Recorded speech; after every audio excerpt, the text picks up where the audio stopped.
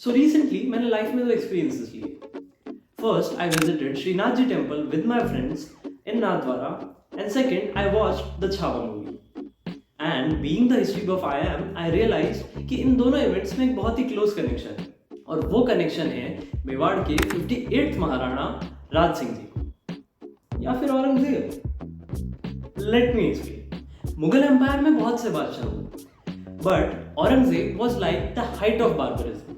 इस एक आदमी को कंट्रोल करने के लिए एक साथ छत्रपति शिवाजी महाराज, छत्रपति संभाजी महाराज, महाराजा छत्रसाल बुंदेला, दुर्गादास राठौड़, गुरु गोविंद सिंह जी और महाराजा जसवंत सिंह जी राठौड़ जैसे लोगों की जरूरत पड़ी और इन्हीं में से एक थे मेवाड़ महाराणा राज सिंह जी, जिनका इन्फ्लुएंस इतना था कि इनफैक्ट छत्रपति शिवाजी महाराज भी औरंगजेब के सामने इनकी तारीफ करने से अपने आप को नहीं रोक पाए।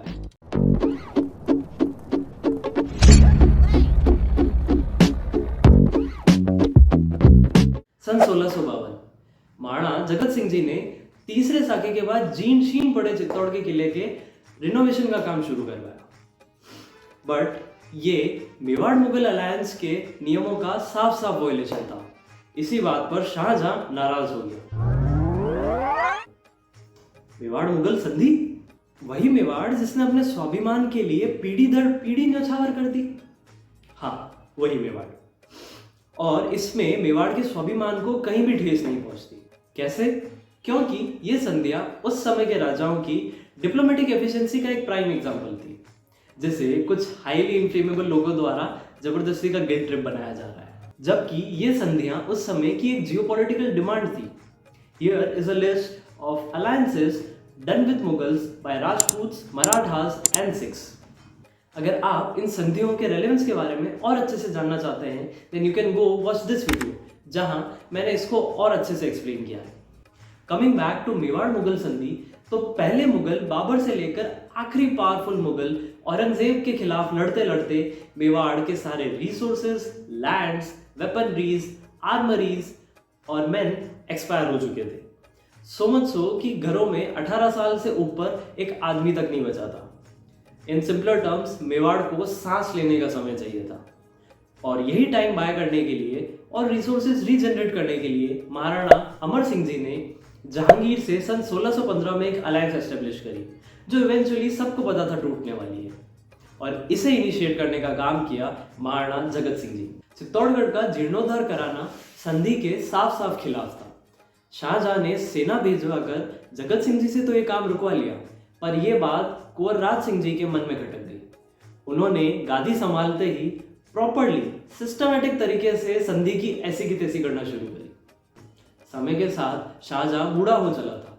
वैसे तो वो जानता था कि इसका कुछ मतलब निकलेगा नहीं, पर फिर भी जाते जाते उसने अपने बड़े बेटे दारा शिकोह को बादशाह घोषित कर दिया। फिर क्या था, शाहजहां के चारों बेटों में खूब लड़ाइयां हुई और अंत में औरंगजेब अपने तीनों भाइयों को मारकर और अपने पिता को जेल में डालकर ताजपोशी करता है।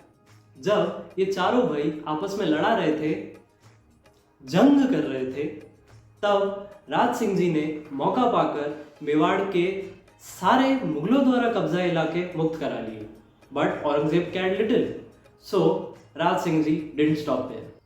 इसके बाद जब इनका सक्सेशन स्ट्रगल खत्म हुआ, तब राज सिंह जी ने चित्तौड़ का काम पुनः शुरू करवा दिया। औरंगजेब ने बादशाह बनते ही जजिया कर वापस शुरू करा दिया, जो कि एक टैक्स था जो उन लोगों पर लगता था जो इस्लाम फॉलो नहीं करते। भारत में बहुत कम राजाओं ने इसका विरोध किया, जिनमें शामिल थे दक्कन के शिवाजी, मारवाड़ के जसवंत सिंह जी और मेवाड़ के राज सिंह जी। इनफैक्ट छावा देखते टाइम भी मुझे याद आया कि जब औरंगजेब ने मराठों से जजिया वसूलना चाहा, तब छत्रपति शिवाजी महाराज ने उसे पत्र लिखकर कहा कि अगर तू इतना बड़ा आलमगीर है तो सबसे पहले मेवाड़ के राणा से जजिया वसूल के दिखा। औरंगजेब जितना पोलराइज्ड इस्लामी शासक था, राज सिंह जी उतने ही पोलराइज्ड हिंदू शासक थे। दिल्ली से फरमान जारी होता है कि ब्रज के सारे मंदिर तोड़ दिए जाए। तब पल्लव संप्रदाय के गोविंद दास जी और दामोदर दास जी श्रीनाथ जी की मूर्ति लेकर जैसे तैसे बचकर निकलते हैं और पूरे भारत में भटकने के बाद, कहीं पनाह न मिलने के बाद वे अंत में मेवाड़ आते हैं।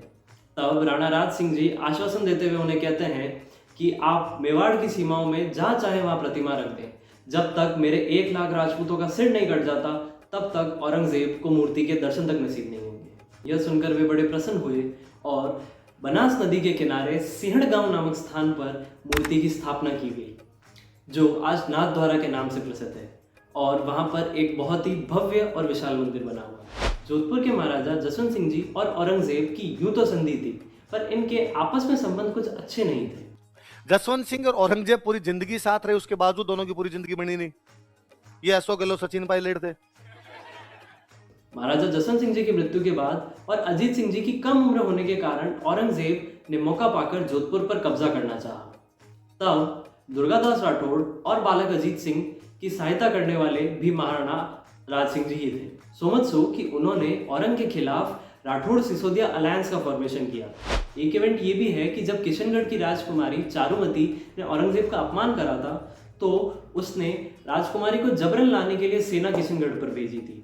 तब चारुमती के सतीत्व की रक्षा करने के लिए महाराणा राज सिंह जी सेना सहित उन्हें लेवाने के लिए गए। उस समय सेना को लीड कर रहे थे सलुम्बर के रतन सिंह जी चुंडावत। अगर आपने मेरे पुराने वीडियोस देखे हैं तो यू माइट रिमेंबर कि मेवाड़ की सेना हमेशा सलुम्बर के चुंडावत ही लीड करा करते हैं। उस समय सलुम्बर के रावत रतन सिंह जी चुंडावत की हाल ही में हाड़ी रानी सहल कंवर से शादी हुई थी। जब इस कारण वो युद्ध में जाने से कतरा रहे थे, तब हाड़ी रानी ने अपना सिर काट थाली में सजा रावत रतन सिंह जी को भेंट करा, जिससे प्रेरित होकर उन्होंने खूब वीरता से युद्ध किया और लड़ते लड़ते काम आ गए। And at the end Mewar की उस युद्ध में जीत हुई। इन युद्धों के अलावा राणा राज सिंह जी के और भी कल्चरल अचीवमेंट्स हैं, जैसे already discussed Srinath ji temple, Kankroli Dwarkadhish temple और उदयपुर का अंबा माता टेम्पल। इसके अलावा राज समुद्र और भी कई छोटे बड़े जलाशय राज सिंह जी द्वारा ही बनाए गए। So, this was some lore on Maharana Raj Singh Ji, yet another great but forgotten king this land has ever produced. So, ये वीडियो कैसा लगा ज़रूर बताना, and do make sure to like, share and subscribe. और अगला video कौन से topic पर देखना है मुझे कमेंट्स में ज़रूर बताना। Until then, this is Dhruvraj Singh तलावदा, waving जय हिंद जी की।